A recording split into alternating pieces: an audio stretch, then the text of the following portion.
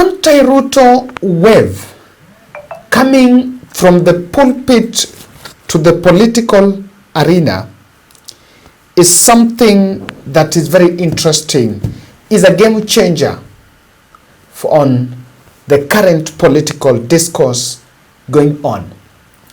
In this podcast, we want to look at the clergy's voice and a very significant reaction from the former President Uhuru Kenyatta, because if you look at the political matrix, or rather the political strategy that was employed in Mount Kenya, it will be very interesting to merge the two reactions. Ladies and gentlemen, kindly subscribe to our channel, click the notification bell, and like our videos.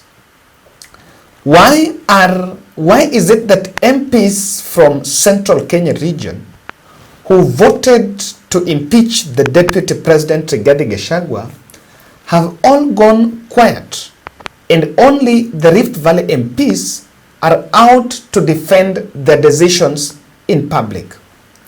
I also want to concur with the public opinion that the speed at which we have done the Rigathi Ouster motion and the level of public participation that MPs have done on that motion, if that can be replicated in other pressing issues affecting this country, then MPs can really help the president run this country. Now, coincidence here is, while William Ruto do speak about other issues that are pressing to the people to defend his decisions in public, but when it comes to such a high octane political move of changing his deputy, who was his staff, he's decided to go quiet. I want us to listen to this. Teresia Wairemu, Faith Evangelical Church, over the weekend shocked the country when they took to the podium, to the pulpit, to tell the nation that it is time for the masses to organize themselves, because the political elites are so quick to handle them, but not the issues that matters to the people. Listen to this. I'm sure most of us who are watching the television, we were so embarrassed. Extremely embarrassed. I wish every senator, every member of parliament can watch today's message. About the foundation. Because all the way till now, I have always been thinking that this government is a government of God. Because it's the one we voted for. To our embarrassment, it's a government of fight.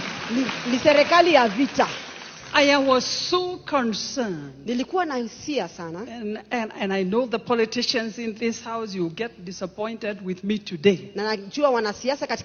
Instead of us measuring on the things that concern us, the economy of the nation, how we can build ourselves, how we can do this, how we can have better health systems. You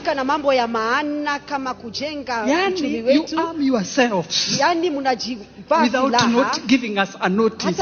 We are also going to arm ourselves in prayer, because now we are returning. Can I say something? Most of us ladies, we may wear makeups, but one thing we are not good at. When we buy a TV, Mr. Gary knows this, when you buy a TV, a decoder, we have a problem of reading instructions.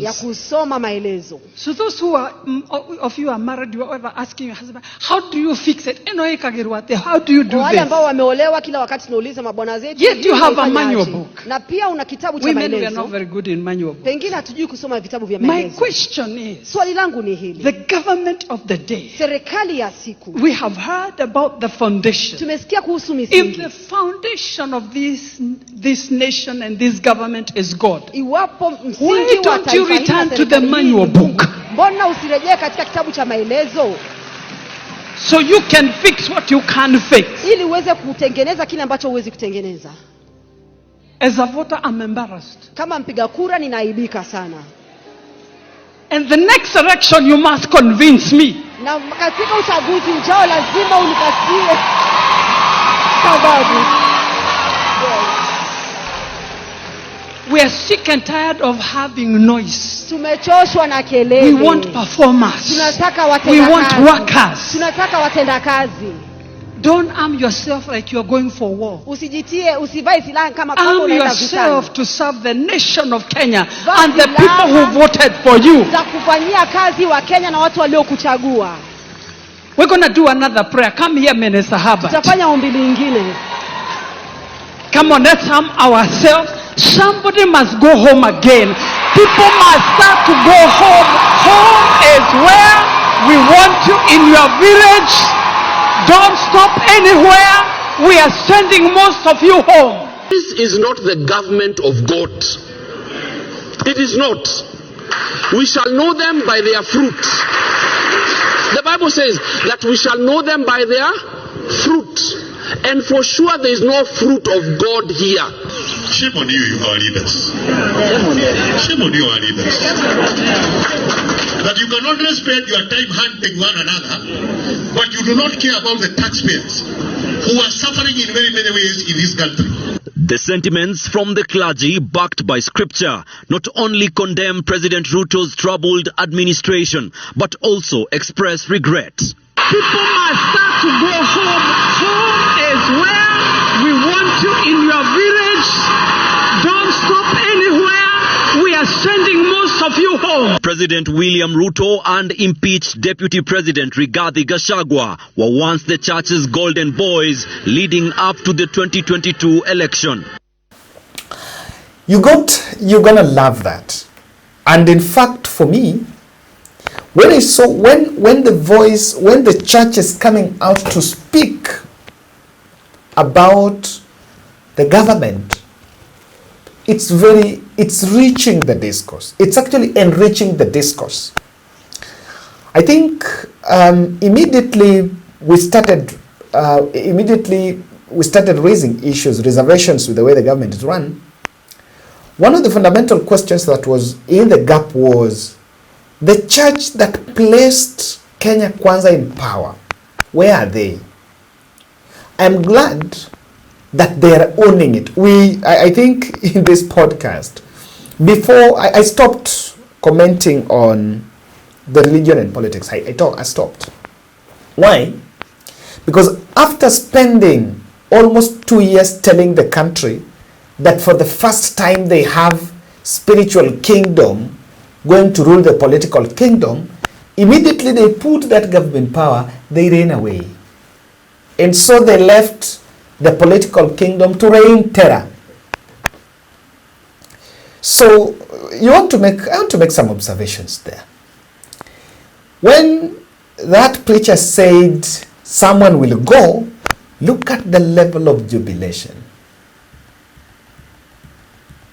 Look at the level of jubilation. I love that.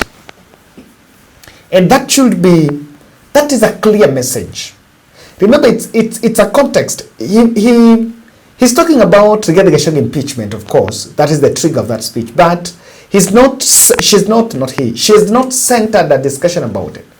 She has spoken about the rot in the political system, the rotten government, that the government that we put in place to help us has done. The other thing that I think she has also raised there is speaking to the masses. She's joined the civic education. You know, one thing that has been lacking here is, and not even lacking, there is something that happened and the public were confused. When Kenya Kwanza came and they produced their candidate William Ruto, and the candidate told the country that he's a chief hustler, just like them, because he started selling chicken and now wants to become president. and was telling hope until even a 74-year-old Mama Mboga, who is just selling mboga in the market, will tell you that after one day Mimi will become president. So the manipulation tool of assimilation, that I can assimilate with you. You know, it's one of the tools in politics.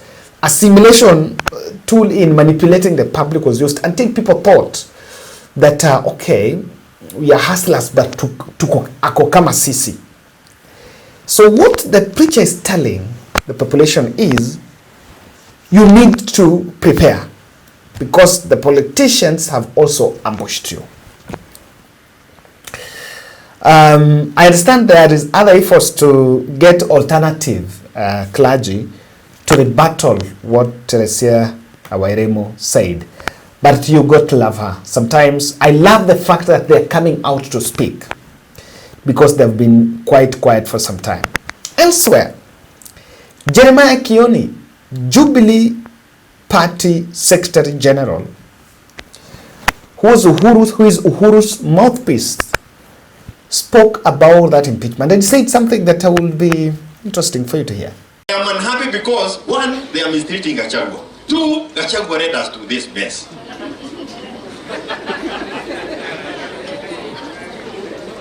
Hello? Unajua, nilisikia Waiguru, si mmetoka Kirinyaga, akisema hatutapelekwa Ukambani. Hata yeye mwambie nyumbani mapema. So, as we continue doing some of these things, we also need to be taken through some therapy and counseling, kwa sababu we have been traumatized by some people. We want to move together as leaders, we want to rescue this country, lakini pia mjue ya kwamba tunapoendelea kunao pia ambao wanaumia kwa vile because of the way they were injured. Hello? When they came for Uhuru's goats, walipochukua kondoo ya Uhuru, ile unasikia ikisema ni ukweli. The same people ndio walikuwa na mikutano kwao wakipanga vile kondoo zitawachukuliwa. Sasa ndio wao wako hospitali. No, don't clap. I'm not happy with the way Gachagua is being treated, but he's behaved badly when he was not being treated by Ruto. Yeye mwenyewe alituambia mimi na Ruto hatuwezi adikiana kitu. This is a gentleman and my word and his word is my... Look at the idiot now.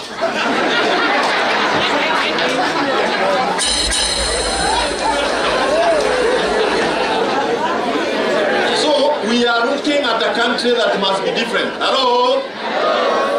I finish by saying this. Chege leo ameitwa, huyu Chege Majuisi. Ameitwa leo. Na pesa zimetolewa za kuhakikisha kwamba mdomo yote ya mlima ambayo inaongea kama mimi lazima izimwe. Nataka kusema nikiwa hapa, tulikuwako, tuko na tutakuwako. With or without, I will stop. Nilifaa kufia, Gachagua akaniita mwenda wazimu. Angetia mgoro. Nilipofaa mbasuria. Na I have no quarrel with him. Hata huyu mwingine, lakini huyo mwingine hapo na shida. I have no quarrel. We will be start with Gachagua to the end. But please, learn. Until we make up our minds. Kwa sababu, hii si kitu ambayo imekuja kwa accident. It's not accidental. We have messed the country knowing. We said Ruto will help people steal. Wengine wakatuambia afadhali mwizi ambaye anatuletea nyumbani. Now look at what he is doing. Amewaletea airport. Na amebeba. Amewaletea health. Chief made the NHIF. So while we are talking about where we want to go, for some of us we are very bitter. I will start with Gachagua to the end. But I want to tell you here, Gachagua led us to where we are. And some of us are also not very happy. He led the team that took us to Ruto. Na matusi ambayo ilifanya kule mlima tukose heshima kwa kila mtu. And we need to learn as leaders. These are not the things we want to do going forward. If we get another team like those ones, we will still get in a mess. So while we are saying that we want Ruto and team to go home, we are also saying hopeless leaders. Mtu ambaye anapatiwa pesa unaenda kuyapa pale kama mtuse, we also don't want them. Otherwise the country will not move forward. It must be a total overhaul. Now, I love that for one thing. The truth of the matter let me not say, I think I've used the truth of the matter for long. It is not a secret that Rigathi Gachagua, when he was in power, he was too vicious with his enemies, with people he perceived as his enemies. And he carried the campaign rhetoric beyond. After getting power, he carried the campaign rhetoric to the extent of course, afflicting pain the family of the former president, Uhuru Kenyatta. When he blamed Uhuru Kenyatta for mandamano and this and that. It's indeed true. But there is something that Jeremiah Kioni is saying, that is what people do, and that is what Ruto's team don't want to agree. He's saying that it is Rigathi Gachagua who led us there. And I think when he's speaking about who led us, he's speaking about the Kikuyu nation, the Gema nation. I think he's talking about that. And on that, just on that breath, let me just debunk something. Do you agree that William Ruto did not got Mount Kenya votes because of Rigathi? Two things. Number one, William Ruto went entry through Mount Kenya through church. And the church was not donation to give money. And by giving money and building those churches, they said that Uhuru left them. So what started first is Moses Kuria started running a narrative that Uhuru had abandoned the region. And by that time, that was after William Ruto was launching projects that were not funded. But those launches were avenues to campaign. Then when Uhuru realized, Uhuru said no. Then he stopped. Ruto stopped. So the moment Ruto stopped doing those launches, he decided then to go to Moses Kuria to start complaining that Uhuru has abandoned the region. So when Ruto went there after a narrative had been sold that Uhuru had abandoned the region. So by that time, then he needed the people he found out that the target was Uhuru Kenyatta. Then he needed the people to lead that. That was Ndindi Nyoro, Kimani Ichung'wah, and Rigathi Gachagua. And Naivasha MP Jane Kihara. They're the people that led that campaign. So at the point of picking the running mate, it was a point of, we need someone that would come to face, Uhuru Kenyatta. So we cannot lie. Rigathi mobilized. Some people also saying he also pumped in some resources. And he's saying, we will support Rigathi. But we'll show Rigathi, let's support Wiper. Now, as that is going on, I told you that the church is speaking. Uhuru Kenyatta through Jubilee Party has spoken.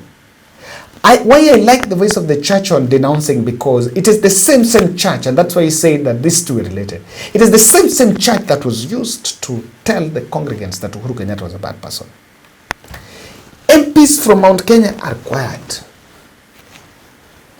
After the Rigathi Gachagua impeachment, people have gone to a mute. People have gone mute. They're getting microphone. They're going to events every day. They're not speaking about Rigathi.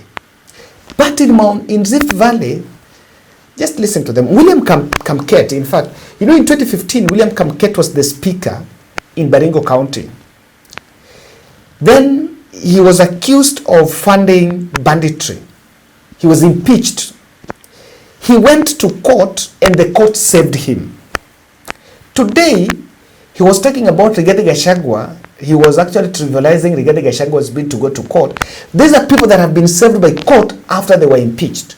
Listen to this to Kalenjin MPs. Kwa sababu serikali ya Kenya ni yetu sisi sote. Na mwenye anasema hatuhitaji katika serikali ni naibu wa rais. Sasa tukasema dawa ni moja. Dawa kwa sababu nchi ya Pokot ni kubwa. Dawa ya huyu mtu ni kumuondoa. Kwa sababu serikali lazima tuingie. So tukashikana na wenzangu na tukaondoa huyo mzee, tukamwambia tafadhali nenda ukae nyumbani. Sasa tukiongea hivi, naibu wa rais wa Jamhuri ya Kenya ni rafiki yetu, mtu wetu ambaye ametutembelea, ambaye anaitwa Profesa Abraham Kithure Kindiki. Sasa huyo ndio naibu wa rais wa Jamhuri ya Kenya. Hiyo ingine ya kotini, hiyo ni ya entertainment. Hiyo ndio mambo ya namna hiyo, lakini naibu wa rais na Profesa Kindiki amewasalimia. Mnapokea salamu? Amesema niwasalimie. Na amesema baada ya kuapishwa wiki ijayo atakuja kututembelea sasa kama naibu wa rais. Na ile maneno yote ilikuwa imebaki, rais atatuma ile kidogo kidogo ile ya Kolowa sub county, nini hapa na pale, kuma division, nini yote tunakuja kunyorosha. Na ningependa kumshukuru Mheshimiwa Rais kwa sababu yeye ameonyesha kwa uteuzi wa Profesa Kindiki, ameonyesha ya ukweli kwamba anamaanisha akisema bottom up. Kwa sababu hiyo jamii ndogo ya Tharaka ni ndogo kuliko Pokot, ni kama jamii ya East Pokot peke yake. Sio kama Pokot jumla, a very small community among the Meru. Lakini rais ameenda bottom, akachukua ile kabila ndogo ya Mtharaka na kamleta kuwa kiongozi wa kitaifa. So rais, hapo tunakushikilia na tutakuwa na wewe hapa kwa hapa. Ama mnasemaje raia? Mnakubaliana na rais? Mko na rais hapo? Kindiki aendelee? Kindiki aendelee? Haya, gavana, umesikia? Na hata wewe gavana, wewe uko na kijana hapa, naibu wako. Kwa sababu unaenda kumaliza term, peana mate. Peana mate kwa kijana yako. Hajaniomba kura, lakini kama anaomba patia kijana mate, pia aendelee. Sababu hii dunia siku hizi tunajua ni dunia ya vijana. Sisi tunapenda watu wa Mount Kenya kwa sababu walitupatia kura. Na tunawapenda. Lakini huyu mzee alikuwa na makosa. Makosa kubwa. Na Senate wakafanya yao. So sisi hatuna kesi tena, sisi tulimalizana. Bunge ya Parliament we finished. Bunge ya Senate finished.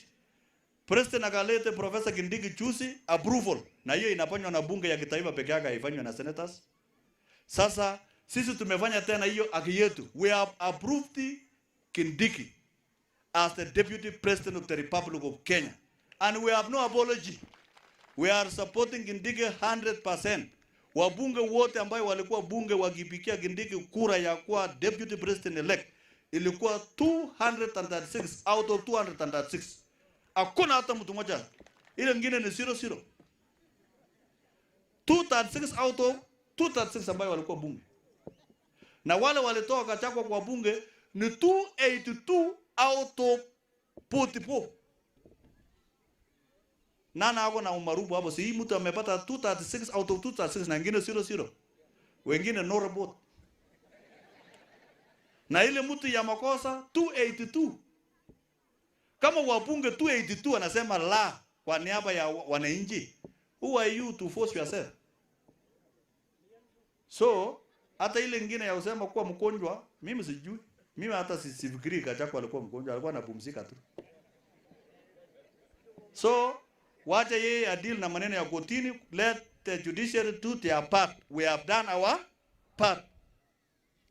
We are asking the president to swear in as soon as possible Professor Kindiki as the Deputy President of the Republic of Kenya.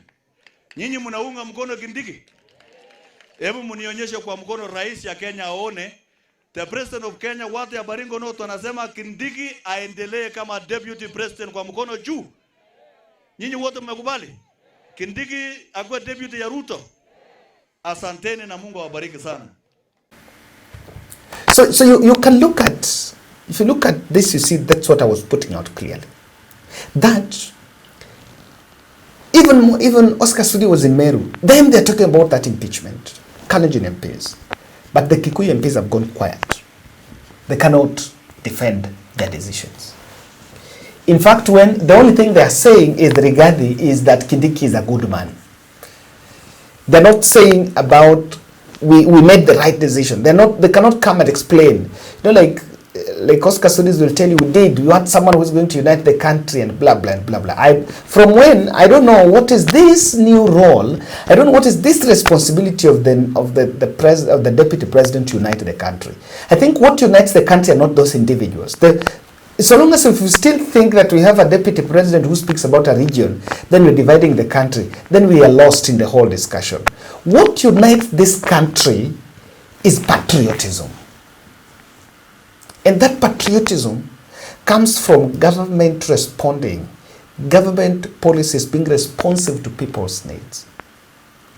And responsive also to, in terms of appointments. You cannot have public appointments dominated by two communities. Then you go and hang one person because that person is talking about a single region. Probably it's just a contributor, but it's not the sole, not even the main contributor. But there is a perception that has been created in the people's mind, and the population is buying in that Rigathi is the person why. In fact, are we divided? Oh, I like Wahome Tuko likes us. But then guys, are we divided? Are we divided because of Rigathi? Now, why these anti-Ruto voices are consolidating and the game changer in the church and Uhuru voice in it. It's a big game changer. It's a game changer because William Ruto's entry to Mount Kenya was through the church. I told you, they went to church with money. And Uhuru said, the church, that the money that the church is receiving are proceeds of crime. And Uhuru questioned, where is he getting the money to donate every weekend? And then when Uhuru questioned, then I went to church and used Bible verses to tell the public that Uhuru is anti-church. Sisi tunajua mali Mungu ametutoa. Sasa watu wenye watoi wasitoe, sisi tutatoa na tutaendelea kutoa. That was how the public was manipulated along those lines. So in fact, the same platform that campaigned for Kenya Kwanza is the same platform that can be campaigned Kenya Kwanza. And by the way, when you see Rigathi playing sympathy antics, he's not targeting the people talking in Twitter. I'm afraid we are not just accepting that. He's not targeting the people who are in Twitter. He's targeting the Mama Mboga, the fellows in the remote areas in Mount Kenya. And while you are seated in the comfort of your house tweeting, thinking you will not get sympathy, he's getting it elsewhere. That was the entry charge. So when that injustice, because remember even Uhuru Kenyatta, kama kuna mtu alifanywa injustice sana ni Uhuru. Look at the day of swearing, inauguration, where the whole world is watching. There is a transition, there is a president handing over power. Even other countries, other global media are in Kasarani. And then someone comes with such an outrageous speech. Tell me. The farmland, the Northland City attack is attacked, President. It's attacked. The farm is attacked. And, so when all that happened, but still you see that same person is saying, you cost us this. You've also done wrong for me, but I will still support you. It's a game changer. I kept on saying that unlike Uhuru, Ruto is more of vengeance and revenge. It would bolster Kalonzo Musyoka's entry in Mount Kenya. Uhuru will give Kalonzo entry in Mount Kenya. The church can also give Kalonzo entry in Mount Kenya. Because that is also another place that is there. Now, the governance crusaders would really coalesce around the anti-Ruto movement. For this time, if there is something that will be at the center of Ruto's campaign in 2027 is the governance crusaders. The governance crusaders are raising alarm every time that things are wrong. This is now not how things should be done. We are not doing things the right way. The more they are raising this, they're raising the alarm, and the public will actually buy in. Number 3, I think Ruto plot to emburden Rigathi with Kenya Kwanza failures will backfire badly. Ladies and gentlemen, that is my take. Kindly, let's meet in the next. Thank you.